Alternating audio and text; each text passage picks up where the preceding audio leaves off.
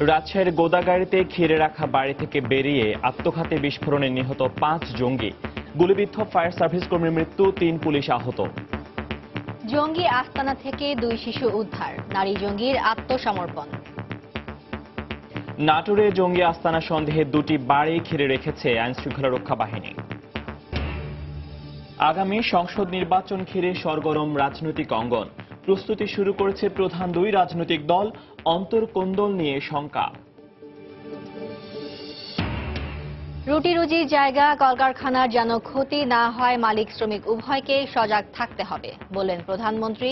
শপথ নিলেন Comilla city mayor Monirul Haque Sakku.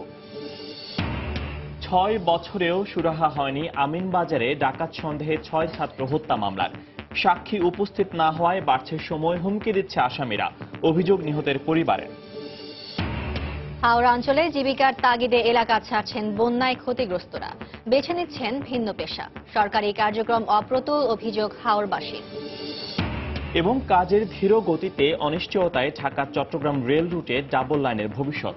প্রকল্প পরিচালকের নানা অজুহাত, পুরো প্রকল্প ঝুলে যাওয়ার আশঙ্কা বিশেষজ্ঞের।